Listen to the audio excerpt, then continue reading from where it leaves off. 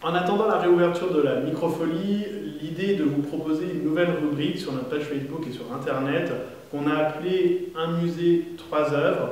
L'idée est toute simple, c'est de vous faire découvrir les partenaires du réseau des Microfolies, des partenaires nationaux ou régionaux. L'idée est de découvrir l'histoire du musée et de découvrir ses collections. Ensuite, on vous a sélectionné 3 œuvres du musée pour les décrire un petit peu plus en profondeur. On va commencer cette semaine avec le musée du Louvre, donc peut-être le plus connu des partenaires des Microfolies, avec 70 000 m² d'exposition, avec plus de 500 000 œuvres dans ses collections et plus de 10 millions de visiteurs par an. Le musée du Louvre est le plus grand musée de France, mais aussi l'un des plus grands musées du monde. Et ce qui est intéressant, c'est que c'est également l'un des plus anciens musées de France, puisqu'il a ouvert en 1793. Le Louvre a une histoire quasi millénaire, en tout cas le site du Louvre. On a retrouvé des traces archéologiques dès la préhistoire. Ça en fait l'un des sites de la capitale les plus anciens, en tout cas les plus anciennement occupés par l'homme. Mais il va falloir attendre le Moyen-Âge pour vraiment connaître le Louvre en tant que palais ou en tant que château. C'est sous Philippe Auguste, donc, qui était roi de France, en 1190 que l'on voit la première construction du Louvre. Philippe Auguste décide de fortifier Paris avec une enceinte tout autour de la ville, et pour fortifier la partie la plus fragile de l'enceinte, donc au bord de la Seine, il y construit une forteresse qu'il appelle le Louvre. À cette époque-là, Paris n'est pas du tout encore la résidence principale des rois, puisqu'en effet, les rois de France ont une cour itinérante qui se promène un petit peu partout dans le royaume. Il va falloir attendre donc un petit peu plus tard, la fin du Moyen-Âge, l'époque de la Renaissance, pour que Paris commence à vraiment devenir la résidence principale des rois. Et c'est sous François Ier que le Louvre va prendre une grande importance.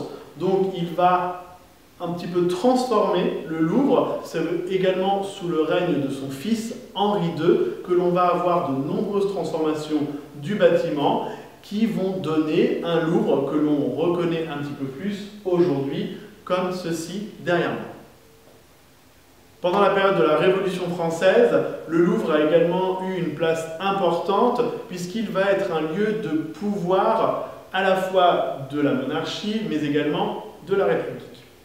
Donc depuis la fin du Moyen-Âge, le Louvre est le centre de pouvoir vraiment de la monarchie jusqu'au roi Louis XIII, puisque son fils, Louis XIV, va abandonner le Louvre pour le célèbre château de Versailles, dont on reparlera évidemment dans les prochaines vidéos. C'est à la Révolution française que le Louvre va reprendre de l'importance, puisque le roi va revenir sur le site au palais des Tuileries, juste en face, qui n'existe plus aujourd'hui. On en a une trace avec le jardin, qui porte le même nom, le jardin des Tuileries. En parallèle de cette histoire du centre de pouvoir, le palais du Louvre va devenir progressivement un musée. L'histoire d'un musée, d'ensemble de collections, va apparaître là aussi dès François Ier, puisque François Ier entame un certain nombre de conquêtes, de batailles, notamment en Italie, et va rapporter un certain nombre d'œuvres, et notamment des œuvres d'un certain Léonard de Vinci. À partir de ce moment, François Ier décide de réunir ses œuvres dans une collection, les collections royales, et chaque roi, par la suite, va tenter d'augmenter ses collections pour en faire un fonds assez important.